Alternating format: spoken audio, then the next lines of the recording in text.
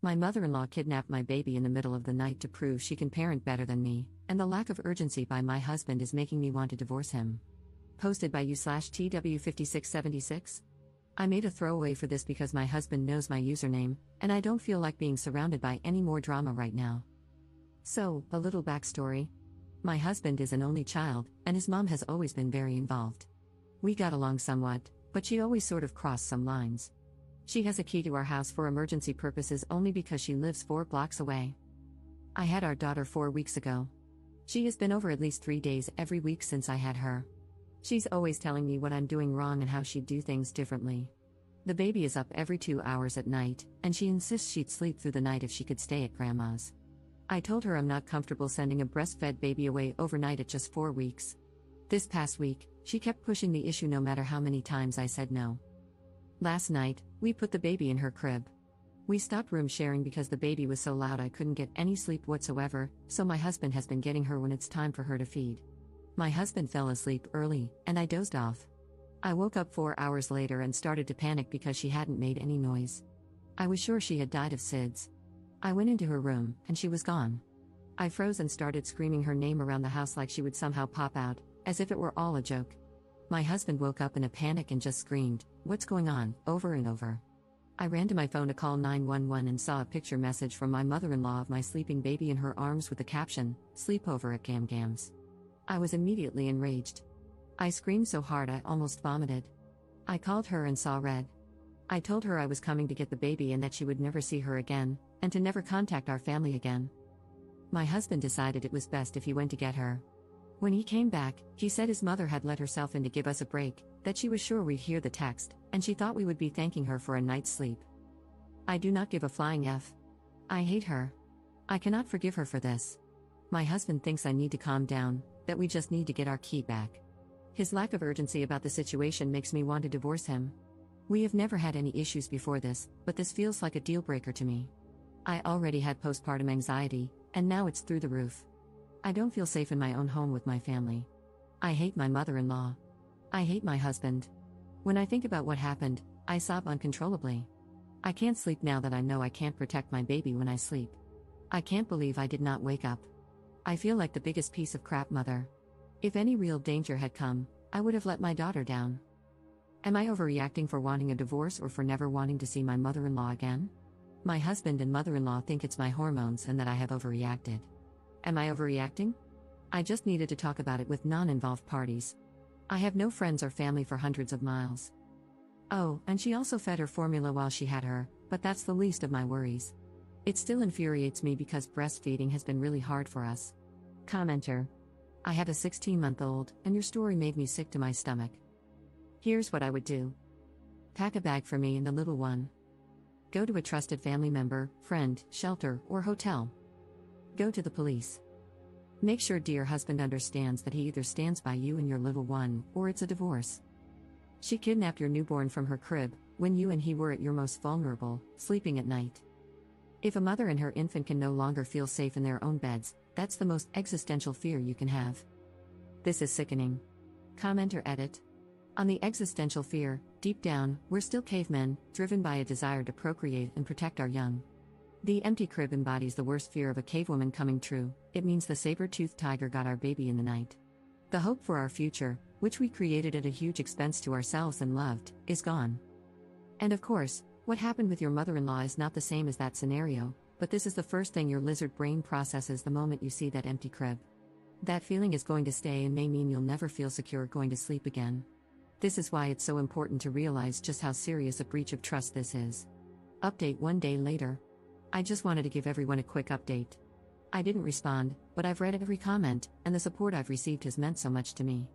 I bawled reading them because I finally felt like someone was on my side. I called my mom late last night, and I got a hotel. I refused to tell my husband where I was going but assured him that the baby and I would be safe. My mom is disgusted by what I've been through. She's getting on a plane today to come help me. This entire experience has pushed me to the point where I need therapy, so today my first order of business is getting a therapist set up ASAP. I've decided to be alone for a while, and when I'm ready, I'll go with my husband to see if there's a chance to move past this. Right now, I still don't want to, but I also agree that I'm not in the right place to make life-changing decisions. Either way, I can never move back into that house. I don't know what my plan is beyond the next few days, but I'm just going to take it day by day for now. As for my mother-in-law, I'm going to the police today to find out how to get a restraining order. She and my husband keep saying, but she was safe. She was never in danger. I disagree. My mother-in-law is clearly not mentally capable of caring for a child. Who knows what else she would do because she feels she knows best. Thank you all so much. I can't tell you how much the support from some internet strangers has meant to me. Second update 2 weeks later. I want to thank everyone again who thought about me after my first post. These past 2 weeks have been crazy for me emotionally, but I saw the request for an update and wanted to let everyone know what was going on, even though it's been generally uneventful. I received so many messages and comments filled with support that meant so much to me. Shortly after I wrote that post, my mom arrived to help me get through my anxiety and support me. By the time she got here, I was in a hotel and still had not slept. It had been way too long without sleep, and I think the deprivation was making me feel even crazier. She came and sat with me while I slept, and it was the most helpful thing anyone could have done for me. My husband asked to talk, so I agreed to meet with him. He apologized and said he realized I was right, his mom had severely crossed a line.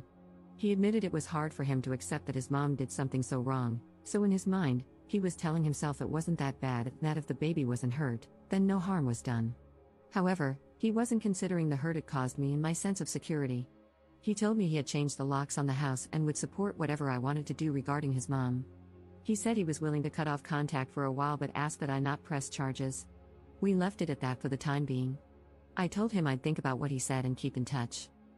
Shortly after this happened, I received a lot of texts from his family, offering their support and apologizing for what happened. They assured me that no matter what, my baby and I are family and that we have their support. That meant so much to me. Having people finally back me up gave me some peace of mind. A few days after seeing my husband, we met up again. He brought me a letter from his mom. I considered just throwing it out, but I decided to read it. It was a very long-winded apology. She basically said that she feels sick about what she did. She admitted that if someone had done the same thing to her when her husband was young, she would have wanted them to die. She's terrified of losing me as a daughter-in-law and losing her grandchild, but she said she's going to keep her distance. She asked me to reach out if and when I am ready. I still haven't reached out to her, and I don't know if I will. I feel like her letter might be genuine, but I don't think I will ever trust her again for obvious reasons. I feel like she sees it as an easier to ask for forgiveness than permission kind of situation. I'm in a difficult place, trying to decide how to assert my authority as a mother without alienating my child from people who love them. I don't want my forgiveness to seem like weakness and, in the end, put my child in more situations like this. I've been getting help with all of this in therapy, which I've started twice a week. Right now, the general guidance I'm receiving from my therapist is to avoid making any big decisions yet, such as divorce, moving long distances, or cutting people off, so I'm taking things day by day. I make sure my husband sees our child every day. We haven't talked about the state of our marriage yet. I told him that when I'm ready, we will discuss it. He's respected that, and it's made a huge difference in the hope I have for our future. So that's really it. There haven't been any dramatic blow-ups or legal action. There are still a lot of unanswered questions for me, but this time has been filled with self-discovery and support from many unexpected places, and for that, I'm incredibly grateful. Commenter. You absolutely are the strong mama with all the power here. You are lucky that your mother-in-law seems to have recognized her transgression. Moving forward, her acceptance of any, every, and all limitations you place on her interaction with your family will be very telling. Assuming she doesn't try to buck your rules even a tiny bit, and after a long, very long period of time out for pulling her crap in the first place, I would imagine there is a real chance that a fairly normal grandmotherly relationship may be salvageable. But God knows that's some time out, maybe even years. Thank goodness you have had so many family members recognize how utterly wrong your mother-in-law's behavior was and that you have so many allies. I know it must feel like the entire world is untrustworthy right now, but with some time, a lot of love, and patience, you and your baby will be right as rain. Your hubs has a lot of groveling to do. Changing the locks was a great first step. I hope he continues to support you in the future rather than bury his head in the sand. It does sound like he is willing to work to get past this. God knows, if anyone ever so much as tried to think about stealing my baby from me, there would be so much hell to pay. My girls are mine, and I will protect them from all comers. My anger spikes hard just trying to empathize with you about the moment you could not find your child. Best wishes and good luck. It sounds like you are doing what you need to do, and that is perfect, and all you can do.